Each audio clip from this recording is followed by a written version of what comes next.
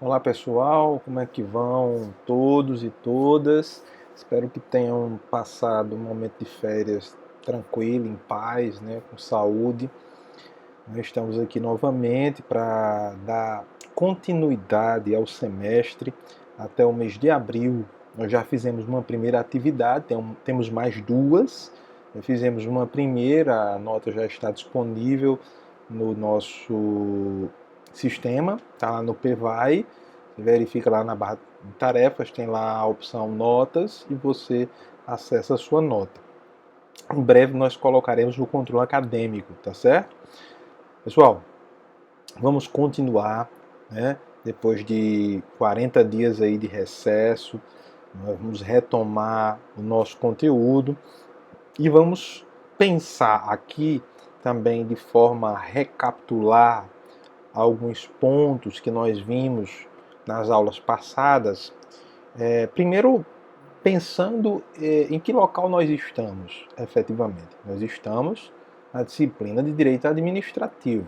Importante que não confundamos, né? Eu sou o mesmo professor de Gestão Pública Sustentável, Direito Tributário, aqui é Direito Administrativo. O objeto de estudo do Direito Administrativo são as relações desenvolvidas no interior do Estado e também do Estado para com a sociedade, e aí inclui empresas, indivíduos, que tipo de relação é desenvolvida ou sob que normas essas relações são desenvolvidas. Então, é disso que trata o direito administrativo, dessas relações que são desenvolvidas, certo? Interna e externamente ao próprio Estado, tá ok? Então, nós vimos no semestre passado, certo, o que significa o direito administrativo, né, suas nuances, suas características, os princípios que são fundamentais, são determinantes e são, digamos assim, limitadores da ação do Estado, né, e são extremamente importantes para que o Estado não cometa abusos e também o cidadão não venha a cometer irregularidades. Então, isso é fundamental. Então, é uma via de mão dupla, né? O Estado também não é o senhor da razão, certo? Ele pode incorrer em abusos e nós precisamos ter instrumentos que possam limitar, frear a ação do Estado. Como também, certo, a sociedade não pode ser demonizada, certo? E nós precisamos analisar caso a caso acerca das irregularidades que são cometidas pela sociedade. Temos que ter muito cuidado em relação a isso, para que não demonizemos nem o Estado e nem demonizemos a sociedade. E principalmente não demonizemos a política, porque no meio disso tudo, com uma liga que vai fazer a colagem entre sociedade e Estado, está a política. A política está no meio e os políticos, aqueles que são políticos profissionais, não são bem vistos pela sociedade. E o que acontece? Nós cometemos o erro, o equívoco de generalizar um comportamento desviante como se fosse um comportamento disseminado em relação a todos os políticos. E nós sabemos que não é. E nós sabemos que a política é extremamente importante para o desenvolvimento saudável da sociedade, para que a sociedade possa se desenvolver. Sem política é a barbárie, né, que nos resta. Sem a política vai nos restar a barbárie. O salve-se quem puder, tá certo? A política ela é fundamental. Por isso que eu conclamo a todos a ressignificar a política, a pensar na política como algo positivo. Agora, é preciso que nós atuemos e pensemos e votemos corretamente. Isso tem uma repercussão na administração pública fundamental, certo? Nós estamos vendo que o direito administrativo é o conjunto também de ferramentas que vão ser fundamentais para a gestão pública. A gestão pública, que necessita da política para funcionar e que ela não é única e exclusivamente tecnocrática, ou seja, formada por mecanismos e tem um cunho exclusivamente mecanicista, expulsando a política da sua área? Não, de forma alguma. Pelo contrário, a gestão pública ela é técnica e ela é política. Ela une essas duas faces e deve unir essas duas faces para que efetivamente haja uma gestão pública que possa satisfazer o maior número possível de pessoas da sociedade. É assim que deve ser a gestão pública, que não demoniza a política, não demoniza a sociedade e não demoniza o Estado, certo? E quando há necessidade de reprimir, de regular, de atuar, a gestão pública deve estar pronta para que efetivamente isso aconteça, sem dúvida alguma. Bom, pessoal, eu vou aqui revisar, vamos pensar, estamos revisando aqui alguns pontos, né? Vamos entrar em conteúdo novo, mas é preciso dar uma retomada para que as engrenagens voltem a funcionar normalmente, diante dessa parada aí de 40 dias. Então, eu vou aqui já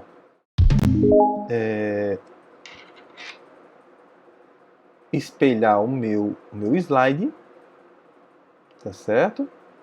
Deixa eu ver aqui o ponto que nós precisamos abordar efetivamente, né? Olha só, aquilo que eu estava falando agora há pouco, né? O Estado, ele tem uma força que deve ser exercida sob determinados parâmetros. Ele não é o senhor da razão. Ah, é porque a decisão é estatal, certo? Então precisamos cumprir e não podemos questionar. A decisão deve ser cumprida, porém ela pode ser questionada. E nós temos os mecanismos, os instrumentos para que esse questionamento aconteça de fato e de direito. Então, o poder de polícia implica dizer que há uma autoridade. Portanto, essa autoridade tem prerrogativas, certo? E essas prerrogativas que a autoridade possui, de certo modo, sujeita, certo, à sociedade, que tem sua liberdade não absoluta e sim relativa. Essa liberdade da sociedade, ela acaba sendo relativizada. Por quê? Porque não podemos pensar que há uma liberdade absoluta, senão, se assim fosse, a sociedade seria um verdadeiro pandemônio. Porque cada um faria o que desse na telha, e não pode ser assim. Na sociedade existem regras que devem ser cumpridas. Existe uma confusão muito grande, principalmente no momento atual, no Brasil e em boa parte do mundo, certo? Sobre as prerrogativas das autoridades. As autoridades possuem prerrogativas que têm limites, são separadas, poder judiciário, legislativo e executivo, e, de certo modo, restringe a liberdade absoluta da sociedade. Como também o poder estatal não tem liberdade absoluta. Não pode fazer o que quer, que bem entende, de forma alguma. Então, o poder de polícia, na verdade, constitui um meio de assegurar os direitos individuais, porventura ameaçados, né, pelo exercício ilimitado, sem disciplina normativa, dos direitos individuais por parte de todos. Então, eu preciso ter um limite. Nem eu posso conceder tudo a todos, nem eu posso deixar todos ao seu bel prazer. Entendem? Eu não posso deixar todos ao seu bel prazer. Senão teríamos um problema de cunho aí organizacional, beirando, certo, um pandemônio, ok? Deve ter por fim assegurar a liberdade e os direitos essenciais do homem, sem dúvida. Os direitos fundamentais, certo? Os direitos humanos precisam, sem dúvida alguma, ser assegurados. É essa a busca do Estado contemporâneo, a busca de assegurar os direitos fundamentais do cidadão, percebendo os limites que existem entre os direitos de uns e os direitos de outros. Ok? Tratando os iguais como iguais, os desiguais como desiguais. Seu fundamento é o princípio de predominância do interesse público sobre o particular. que dá à administração posição de supremacia sobre os administrados. Portanto, o interesse público está acima do interesse privado. Isso não quer dizer que o interesse privado não deva ser considerado. Ele é considerado, porém, quando há um conflito, há um choque de interesses, o interesse público, ele prevalece sobre o interesse privado. Assim deve ser. O interesse público, ele tem proeminência, ele tem prioridade sobre o interesse privado. Mas ele não deve sufocar o interesse privado. Esse poder de polícia vem de politeia, atividades exercidas no que nós conhecíamos como cidade-estado e como conhecemos hoje como país, como estado, como nação, tá certo? E aí esse poder de polícia é exercido pela administração pública. Então, na primeira fase evolutiva do poder de polícia, ele buscava assegurar as liberdades individuais, única e exclusivamente. E na segunda fase, atuação sobre a ordem econômica e social. Precisava limitar a atividade empresarial, certo? A sociedade em si, certo? E aí nessa sociedade você tem a ordem pública de um lado, econômica e social, e as obrigações de fazer, certo? E a necessidade de se nortear em face do que é interesse público efetivamente.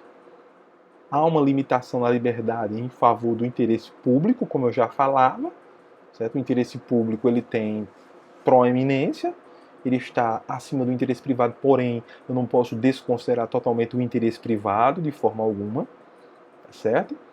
E no conceito liberal, o poder de polícia consistia na atividade estatal que limitava o exercício dos direitos individuais em benefício da segurança.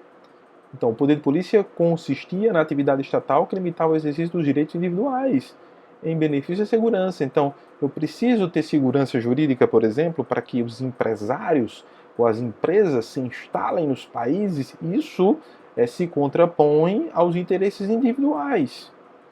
É importante nós termos uma rede de desenvolvimento, né, permeada por essas empresas. Eu preciso ter um ordenamento jurídico que assegure isso minimamente. O conceito moderno diz que é a atividade do Estado consistente em limitar o exercício dos direitos individuais em benefício do interesse público. É a atividade do Estado consistente em limitar o exercício dos direitos individuais em benefício do interesse mais geral, mais coletivo. Né? No artigo 78 do Código Tributário Nacional, nós temos a definição, digamos assim, estabelecida no nosso ordenamento jurídico sobre poder de polícia. Considera-se poder de polícia atividade da administração pública que, limitando ou disciplinando direito, interesse ou liberdade, regula a prática de ato ou abstenção de fato em razão do interesse público concernente à segurança, à higiene, à ordem, aos costumes, à disciplina da produção e do mercado, ao exercício de atividades econômicas dependentes de concessão ou autorização do poder público, à tranquilidade pública ou ao respeito à propriedade e aos direitos individuais ou coletivos. Vejam bem, nós vimos isso em direito tributário. Os limites do Estado. Tanto o Estado tem limites, como a sociedade tem seus limites. Porém, cabe ao Estado exercer esse poder de disciplina, de limitação dos interesses gerais, controlando, tentando buscar uma sintonia fina entre o exercício do meu interesse em face do exercício do interesse coletivo, do interesse mais geral. Essa é uma questão fundante, necessária a se pensar. Ok? E aí, nós temos o ponto, né, central disso tudo, é a divisão do poder, né, instituído pela nossa Constituição Federal em funções que exercitam esse poder de polícia. Nós temos o poder executivo, o poder legislativo, o poder judiciário. Né? Então, poder legislativo e o poder executivo. O poder legislativo, o Estado cria por leis as limitações administrativas. o Poder Executivo regulamenta a lei e controla a sua aplicação por meio de ordens, licenças ou autorizações. Porém, o Poder Judiciário é aquele que vai receber as reclamações, as contestações acerca dessas atribuições. Se realmente o Poder Legislativo assumiu essas limitações de forma correta, criou essas leis de forma correta, respeitando os padrões formais de implementação dessas leis, se o Poder Executivo regulamentou a lei e controlou a sua aplicação por meio de ordens, licenças ou autorizações. Se isso foi feito de forma correta também. Então, o Judiciário vai exercer um controle por meio de provocação acerca disso. Além do Poder Judiciário, você tem o próprio Ministério Público que fiscaliza o cumprimento da norma. Seja a norma que estabelece como se fazer uma lei, seja a norma que estabelece como o poder de polícia vai ser exercido pelo Poder Executivo. É a atividade estatal que tem a finalidade de condicionar a liberdade e a propriedade, ajustando-se aos interesses. Esse é o poder de polícia. Então eu não posso estar subordinado a interesses totalmente. Mas qual interesse que eu preciso estar subordinado? O interesse público. E não o interesse de uma classe ou o interesse privado. O interesse público. Tem que estar fundamentado no interesse público. Certo? E aí ficou de cabeça para baixo. Né? Esse poder de polícia aí, né, diz respeito a um poder de polícia judiciário, um poder de polícia administrativo. Né? Poder judiciário, onde você tem a polícia judiciária, a polícia civil que investiga. Do outro lado, você tem a polícia militar, que tem a finalidade ostensiva. E a polícia administrativa, que é a atuação principalmente do Poder Executivo, na autorização de obras, na autorização do comércio, na expedição de alvará, certo? Na expedição de autorizações sanitárias, agora mesmo na pandemia, na regulação, né, sobre aglomerações, se pode ter festa, se não pode ter festa, qual a capacidade que a festa pode ter, se vai ter carnaval, se não vai ter carnaval. Isso tudo é o exercício do poder de polícia. Veja, nessa pandemia, nós temos visto o exercício do poder de polícia muito claramente. Pelo poder executivo municipal, estadual e federal também, dentro das suas atribuições. Ok? Meios de atuação, através de atos normativos, né, o que está acontecendo hoje na pandemia. Né, as portarias que são editadas conforme a evolução ou mesmo a involução da pandemia. Então, essas portarias são editadas, são reeditadas, de modo que nós tenhamos, né, a liberação de uma determinada atividade, certo? A restrição maior de uma outra atividade e assim por diante. Né? Atos administrativos e operações materiais, medidas preventivas e ou repressivas. Né? Características. Primeira característica, a discricionariedade. Essa discricionariedade não significa liberdade absoluta do poder em si, liberdade absoluta do governante em si, mas que ele tem a possibilidade e a prerrogativa de dizer o que pode ser realizado e o que não pode ser realizado. Claro que essa medida do governante pode ser questionada no judiciário. Então o judiciário vai ser o canal mediador, aquele que vai receber tudo que for discordância para efetivamente avaliar quem tem razão. De repente o prefeito proíbe e o judiciário diz, não, essa proibição está revogada. E assim por diante. Por exemplo, a exigência do cartão de vacinação para poder entrar em espaços públicos. É legal, não é legal? É possível esse exercício do poder de polícia? Não seria um abuso? Mas o que é que está em jogo aí, gente? É a coletividade, é a saúde pública. Quando eu falo de proteção da saúde pública, eu estou falando de proteção da saúde da coletividade. Portanto, não é meu interesse que está em jogo, é o interesse de uma coletividade. Ah, mas eu tenho minha liberdade de ir e vir. Você tem, desde que você cumpra as regras do jogo. Né? Você tem um interesse maior aí, que é o interesse coletivo, que diz, olha, todos têm direito à saúde.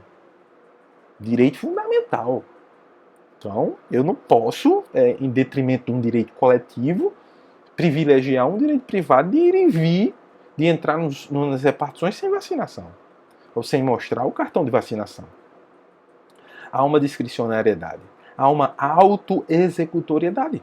Então, essas decisões públicas, do poder público, elas são autoexecutórias, ou seja, podem ser executadas imediatamente. Agora, podem ser questionadas. Elas não têm um caráter absolutista, despótico. Isso tudo pode ser questionado no judiciário.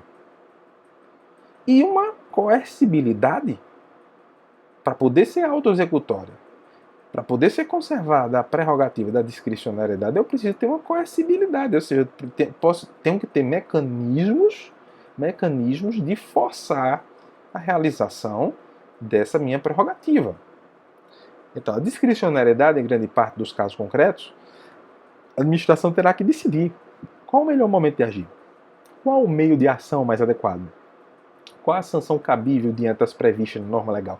Eu acredito, pessoalmente, que nenhum governante em sã consciência quer cancelar o carnaval. Nenhum governante, é claro. É uma medida extremamente impopular. Nenhum governante quer cancelar o São João. Claro que não. Imagine, se coloque na pele de um governante e cancela o São João ou cancela o carnaval.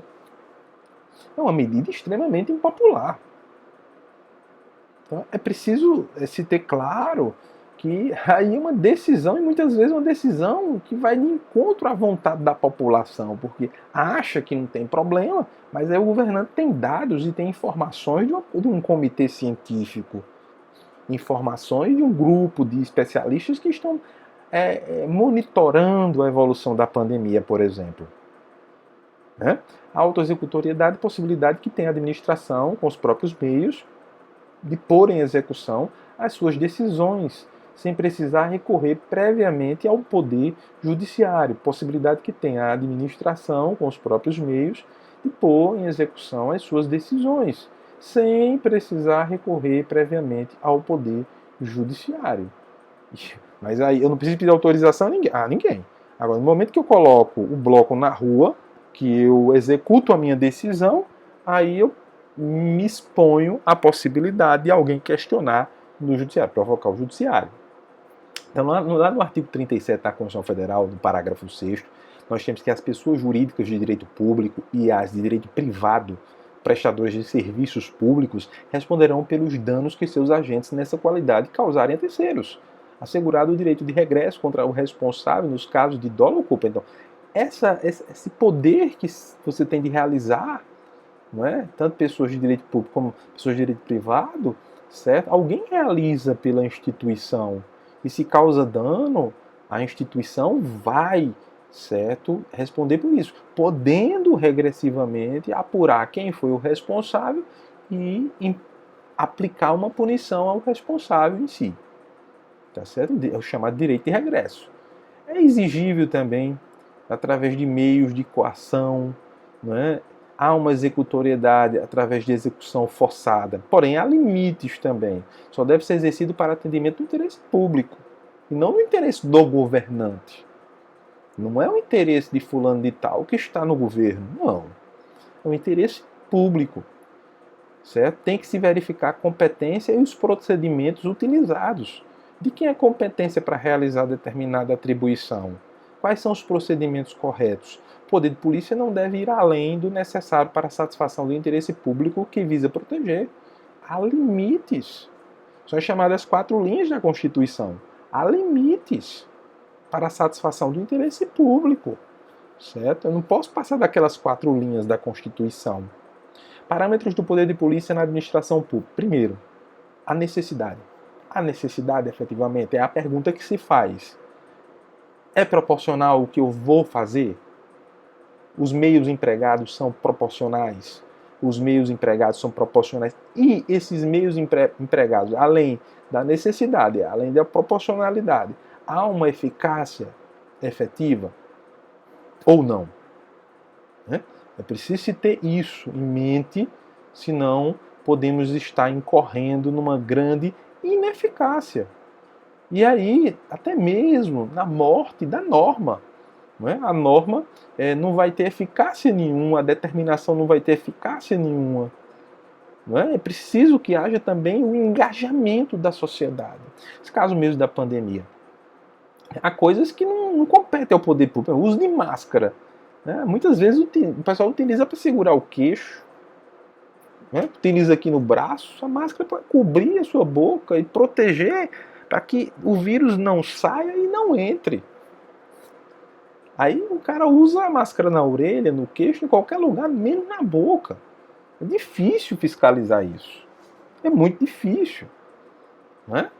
E aí cabe a consciência de cada um para que se mude o comportamento efetivamente. Mas continuemos agora com um conteúdo novo. Né? Bom, gente, estávamos falando aqui do poder de polícia, a possibilidade do poder público realizar, né, algumas ações. E aí, quem é que realiza essas ações? São os que nós chamamos de sujeitos da administração. Alguém realiza essas ações. Né? Eu me responsabilizo pelo que eu realizo. Estou aqui com vocês, né, em aulas remotas e tal. Eu me responsabilizo pelo conteúdo ministrado.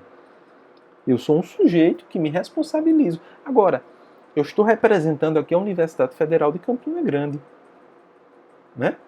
Eu estou efetivamente desenvolvendo a atividade fim, que é ensino, que é pesquisa e extensão da universidade. Certo? Agora, na administração pública como um todo, nós temos o que nós conhecemos como sujeitos da própria administração. E aí, como sujeito principal, nós temos o Estado. O Estado é o sujeito principal.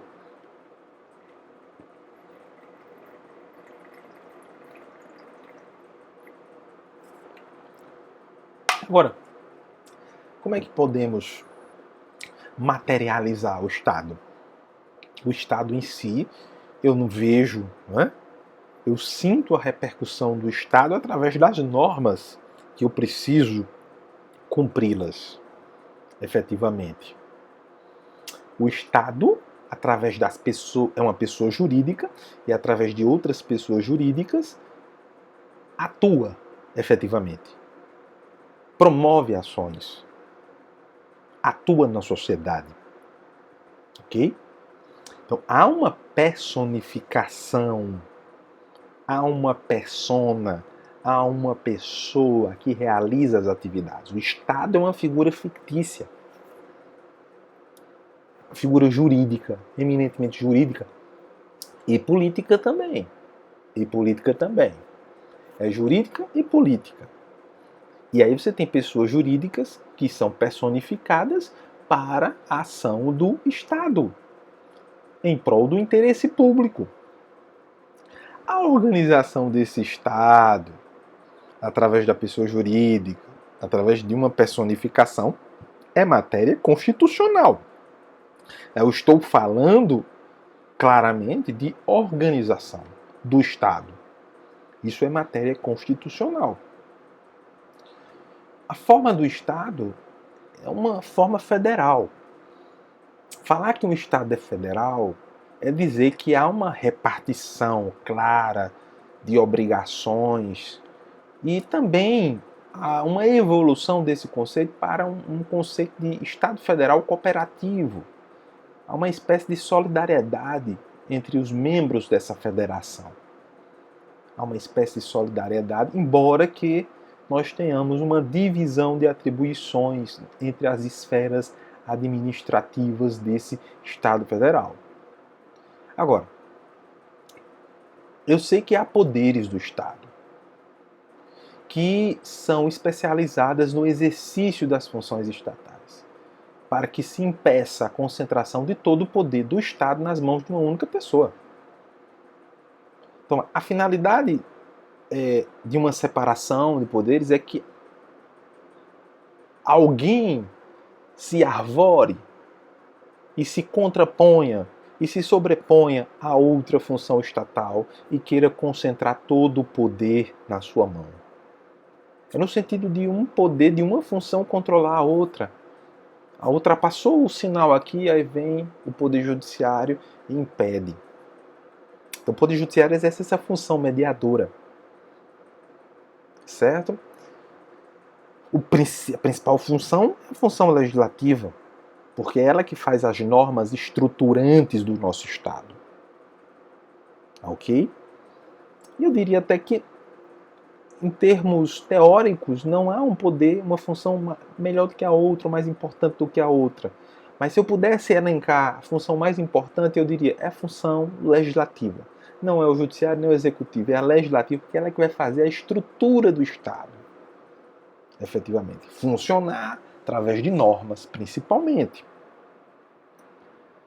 Então, é fundamental essa especialização no exercício de funções estatais. Porém, essa especialização do exercício das funções estatais serve para impedir que uma função se sobreponha em relação a outra função.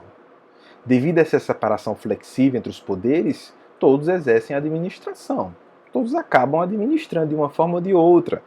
Então, o executivo administra, o legislativo também tem sua face administrativa, o judiciário também tem sua faceta administrativa, mas, essencialmente, o governo é quem administra, é o principal administrador, que possui o aparato político que vai tomar as decisões para a implementação, formulação e implementação de políticas públicas. Certo? É o grande responsável por essas políticas públicas que são engendradas, implementadas na sociedade. Tá ok? E aí você tem um sistema de governo. É o modo como se dá a relação entre o legislativo e o executivo. Como é o governo? É um parlamentarismo? É um presidencialismo? Tá certo? Então, se é um parlamentarismo, a relação é mais forte. Se é um presidencialismo, há uma relação mais relativizada, porque o presidente possui muita força, certo? E o legislativo também tem uma determinada força. Então, e ali eles ficam revezando. Mas, por exemplo, um presidencialismo de coalizão como o nosso, o presidente depende muito de ter uma base para poder governar. Ele precisa de uma base. Assim como no parlamentarismo você tem um primeiro-ministro que foi colocado lá porque existe uma maioria no Congresso, portanto ele tem uma governabilidade mais propícia, também existe a possibilidade dele sair mais fácil caso haja qualquer desconfiança do parlamento em relação ao primeiro-ministro. Já no presidencialismo, a saída do presidente é mais difícil. É mais difícil, porque o presidente ele é eleito isoladamente. No parlamentarismo, é o parlamento que é eleito e quem indica o chefe de governo é o parlamento. Se tem maioria, é a maioria que vai indicar. Portanto, você tem uma facilidade, em tese, maior de governabilidade. De governabilidade. Já no presidencialismo, mesmo não tendo maioria, você pode ser eleito, aí você tem uma dificuldade maior de implementar uma governabilidade. Ou de implementar um programa, na verdade. De implementar um programa. Sabe que no presidencialismo brasileiro há uma grande dificuldade de implementar um programa, porque há os veto players, aqueles que estão fazendo oposição. E a oposição é extremamente salutar nesse processo, faz parte do jogo democrático. Portanto, essa relação entre executivo e legislativo vai falar muito do que é o sistema de governo. A forma de governo, por exemplo, nós temos uma república. Uma república ela é marcada pela eletividade e a temporalidade, certo? Então, de tempos em tempos, o governo se submete a uma avaliação, podendo ter reeleição ou não, e aí você tem um tempo de mandato que aquele governo que foi eleito vai ter. Por exemplo, eu sou contra a reeleição. Eu acho que nós precisamos de uma reforma política e nessa reforma política aumentar o mandato presidencial para 5 anos e acabar com a reeleição. Se fez, fez. Se não fez, não fez. Passa para outro. A reeleição tem sido constatado isso na prática. A reeleição tem sido um instrumento deletério da nossa democracia. Porque o cara já entra pensando nos 2 mandatos. Até mesmo sendo desleixado no primeiro, melhorando no final do primeiro para poder ser reeleito. Ele já entra pensando no segundo mandato. Isso prejudica a gestão pública como um todo. Então, a administração pública abrange, em sentido amplo, os órgãos do governo, que exercem função política e função administrativa. Então, você tem os órgãos do governo que exercem função política e função administrativa. A função realmente de gestão, de formular, de implementar políticas públicas, de fazer funcionar o Estado. Né? Então, a função política é a fixação das políticas públicas. Como fazer, discricionário, são as escolhas. Porque o governo é quem vai escolher que tipo de política quer desenvolver. Se são políticas públicas baseadas num modelo liberal, num modelo social-democrático, certo? Mais voltado para as políticas sociais. Então, existe a necessidade de definir. E quem define, quem fixa essas políticas públicas é a função estritamente política. E aí partimos de uma discricionariedade. É a escolha. É a melhor escolha na visão do governante. Então, em sentido estrito, inclui os órgãos e pessoas jurídicas que exercem função meramente administrativa de execução dos programas de governo. E é o staff que vai realizar e que vai colocar a mão na massa. Inclui os órgãos e pessoas jurídicas que exercem função meramente administrativa de execução dos programas do governo. Quem são os sujeitos que desempenham a administração pública? Quem são os sujeitos? Quem são esses sujeitos da administração pública? Temos em sentido formal, subjetivo ou orgânico. Conjunto de órgãos, pessoas jurídicas e agentes que o nosso ordenamento jurídico identifica como administração pública, não importando a atividade que exerça. Conjunto de órgãos, pessoas jurídicas e agentes que o nosso ordenamento jurídico identifica como administração pública, não importando a atividade que exerça, certo? Portanto, só é a administração pública aquilo que a lei indica. A lei vai dizer quem é o sujeito da administração pública. Este ponto aí segue estritamente o princípio da legalidade. Não sou eu que vou dizer, eu faço isso. Não, é a lei que vai dizer o que eu vou fazer. Se eu estou investido num cargo público, eletivo ou não, quem vai dizer o que eu vou fazer é a lei. Quem vai reger o meu fazer diário é a lei. Portanto, em sentido formal, subjetivo, orgânico, é o conjunto de órgãos, pessoas jurídicas e agentes que o nosso ordenamento jurídico identifica. Ou seja, estabelece como administração pública, não importando a atividade que exerce. Portanto, só é a administração pública aquilo que a lei indica. Concretamente, quem é a administração pública? A administração direta, os órgãos, a administração indireta, tá certo? Aqueles que têm personalidade jurídica própria e vão agir de forma autônoma, os órgãos administrativos do poder judiciário, tá certo? Que não fazem parte nem da administração direta, nem da administração indireta. Os órgãos administrativos do poder legislativo também, que nem são da administração direta e indireta. Quando eu falo administração direta e administração indireta, eu estou falando que fazem parte do executivo. Aí você tem os órgãos administrativos do poder judiciário em separado, os órgãos administrativos do poder legislativo em separado. Então, você tem entidades políticas que vão decidir que políticas vão ser desenvolvidas e entidades administrativas que vão executar essas políticas que foram escolhidas efetivamente. Então, essas entidades políticas, entes federados, são pessoas jurídicas de direito público interno, dotadas de diversas competências de natureza política, legislativa e administrativa, todas conferidas pela Constituição de 88. Então, essas entidades políticas que vão decidir são os entes federados, são pessoas jurídicas de direito público interno, ou seja, o direito interno ao nosso país, não estou falando de direito internacional, estou falando de direito interno, nosso ordenamento interno, dotado de diversas competências de natureza política, legislativa e administrativa. Esse direito interno vai estabelecer essas competências, a natureza, as responsabilidades, estando tudo estabelecido, pré-estabelecido na Constituição de 88. Então, portanto, você tem o Estado, você tem os municípios, você tem o Distrito Federal, você tem os Estados-membros.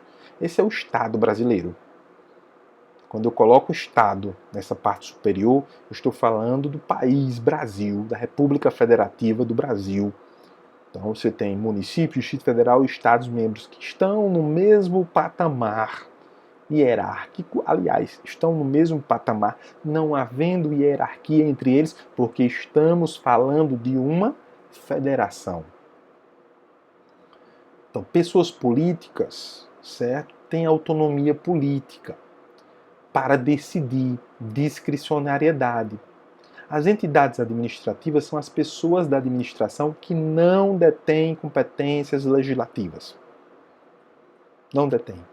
Não tem como fazer normas, certo? Elas vão executar o que está nas normas, ok? Então, as pessoas políticas podem legislar, que podem decidir. Pessoas administrativas não podem legislar, vão executar o que está na lei. Pessoas políticas podem legislar, pessoas administrativas não podem legislar. Então, as entidades políticas são estabelecidas pela Constituição Federal, que estabelece, por sua vez, as competências legislativas e as competências administrativas, consequentemente previstas na Constituição Federal. A administração implica num planejamento e numa execução. A administração implica no planejamento e na execução em si. Né? A administração implica também na legislação e, consequentemente, na execução por causa dessa legislação. Portanto, o planejamento está intimamente ligado à legislação. Eu não posso planejar de forma desconectada com a legislação, porque eu preciso saber quais são os limites que a legislação me coloca para o planejamento. Porque eu não possuo o poder absoluto de planejamento. Eu posso planejar da forma que eu quiser? Não. A legislação também coloca parâmetros para isso. Ao mesmo tempo que, para legislar, eu preciso planejar também. Muitas vezes eu digo, para essa política pública eu preciso de uma lei que me autorize a fazer isso. Isso faz parte da análise existente no próprio planejamento. A entidade administrativa possui autonomia administrativa, mas dentro de uma legalidade. E aí você tem a administração direta, que são os órgãos integrantes da estrutura de uma pessoa política que exercem função administrativa. Você tem uma pessoa política, Estado, município, Distrito Federal, né? E aí quando eu falo Estado, União Federal, Estado-membro, os estados que fazem parte da federação. Então, esses possuem, certo, uma estrutura de órgãos que vai executar a sua vontade. Pautada na vontade pública, né? Na vontade geral, na vontade coletiva. Pelo menos é o que se espera. Certo? Há uma hierarquização quando se fala em administração direta. Eu estou falando de hierarquia. Hierarquia. Já na administração indireta, eu estou falando de autarquias. Já não há mais uma hierarquia, há uma autonomia. Por exemplo, a universidade é uma autarquia. Ela tem autonomia para a administração, para a parte didática e para a parte orçamentária, que aí é a parte mais polêmica, que não tem tanta autonomia. Tem principalmente autonomia administrativa e didática, didático-científica, certo? Então, fundações públicas, por exemplo, né, também tem essa autonomia. Empresas públicas também possuem essa autonomia. As sociedades de economia mista também possuem essa autonomia. Não há, nesse caso, hierarquização. Na administração direta, sim, há hierarquização. Na administração indireta, não há hierarquização. A tutela ou supervisão. A tutela ou supervisão, na verdade. Não há hierarquização, mas há uma supervisão. Por exemplo, a autonomia da universidade. A universidade é autônoma, porém, as universidades federais são tuteladas, são supervisionadas pelo MEC. Então, o Ministério da Educação supervisiona a ação. Não é que determine, supervisiona. Supervisão é diferente de determinação. Formas de organização. Pode ser uma organização mais centralizada, por exemplo, mais centralizada. Pode ser uma organização mais descentralizada. Veja, mesmo dentro de uma federação, porque falando-se de federação, você tem que ter uma organização mais descentralizada, mas você pode ter uma federação mais centralizada, que não seria propriamente uma federação nos moldes norte-americanos, que tem uma descentralização realmente forte, no âmago ou na essência da formação do Estado. Né? Até a forma como os estados americanos se uniram numa união federal. Né? A administração centralizada, as atividades executadas pelos órgãos. Os órgãos são os executores da política na administração centralizada, dentro de uma hierarquia. Certo? Então, os órgãos são entes despersonalizados, porque não possuem autonomia, portanto, não têm personalidade jurídica própria, integrante de uma mesma pessoa política, une competências e atribuições numa unidade de atuação, une competências e atribuições numa unidade de ação, certo? A administração descentralizada ocorre quando o Estado desempenha algumas de suas atribuições por meio de outras pessoas e não possui administração direta. A administração descentralizada ocorre quando o Estado desempenha algumas de suas atribuições por meio de outras pessoas e não possui administração direta. Ocorre quando o Estado desempenha algumas de suas atribuições por meio de outras pessoas e não possui administração direta, porque você tem personalidade jurídica própria. Então, na descentralização, o Estado, União, Distrito Federal e municípios estão situados e postos e alocados em uma autonomia. Né? Pessoa que executará o serviço recebeu do Estado essa incumbência. Então, uma pessoa jurídica específica recebe as atribuições por lei para realizar essas atividades, essas ações. Formas de descentralização. Através de outorga, quando o Estado cria uma entidade, uma pessoa jurídica, e a ela transfere determinado serviço público, através de lei. Né? Através de delegação, quando há transferência de atribuições por contrato ou ato unilateral para executar o serviço em seu nome ou por sua conta e risco, uma licitação, por exemplo, de um serviço público, saneamento básico, por exemplo, telefonia, tá certo? 4G, 5G. Então ali tem um contrato, o Estado abre mão de realizar e delega. No caso da universidade, há uma outorga. Não há uma delegação, há uma outorga. Na outorga, a transferência de titularidade do serviço público, porque aí tem uma titularidade própria que realiza essas atividades. Então, o poder central, ele outorga a outra entidade que passa a ter a titularidade do serviço público. Na delegação, há transferência só da execução, porque o titular continua sendo o poder público, que regula essa atividade que está sendo realizada. Por exemplo, os aeroportos. A titularidade não é das empresas que arremataram a concessão, que leiloaram e que participaram e compraram a concessão, adquiriram a concessão. Adquiriram apenas o exercício do serviço. O titular continua sendo o Estado, que fiscaliza por meio de contrato. Na delegação, a transferência apenas de execução. Não há hierarquia na administração indireta. Há um controle finalístico apenas. Saber se está realizando as atividades que foram estipuladas. Desconcentração não é a mesma coisa que descentralização, certo? Na verdade, ocorre quando uma pessoa política, administração direta, ou uma entidade da administração indireta, distribui competências no âmbito de sua própria estrutura, a fim de tornar mais ágil e eficiente a prestação de serviços. É como se houvesse uma descentralização dentro do órgão ou dentro da administração indireta. Não é uma coisa mais ampla, é uma coisa localizada. Então eu chamo de desconcentração. Por exemplo, o Ministério da Justiça divide os departamentos em D1, D2, os órgãos, órgão 1, órgão 2, órgão 3 e assim por diante. Há uma divisão interna, localizada, específica, a UFCG, Pró-Reitoria 1, Pró-Reitoria 2, e cada Pró-Reitoria se divide em outros órgãos. É uma desconcentração e não uma descentralização. Pode ocorrer desconcentração tanto na administração direta como na indireta. Certo? A desconcentração pode acontecer nas duas. A desconcentração é uma técnica administrativa de distribuição interna de atribuições. É uma técnica administrativa de distribuição interna de atribuições. Eu divido as minhas funções. Portanto, a desconcentração pode acontecer em razão da matéria, certo? Em razão do assunto, em razão do grau ou hierarquia, certo? Do grau que está sendo considerado, e em razão territorial, de acordo com o território de atuação de determinado órgão.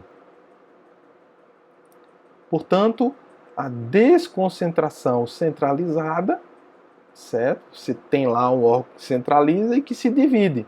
É uma desconcentração descentralizada, tá certo? E aí você tem realmente uma descentralização que se divide, depois se divide entre si.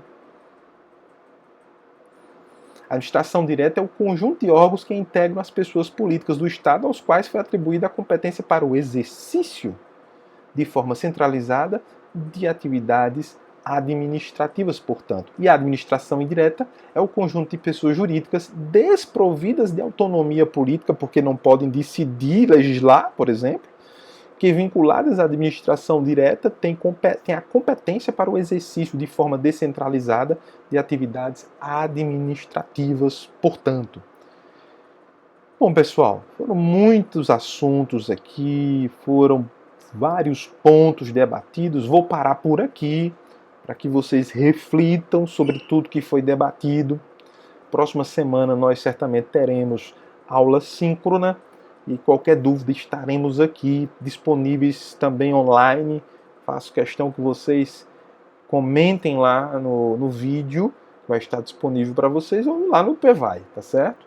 Em ambos os lugares eu respondo aos questionamentos de vocês. Tenham uma semana abençoada a todos, certo? E que nós tenhamos saúde, certo? Continuemos caminhando. Semana que vem estaremos aí de volta com todos vocês. Um abraço.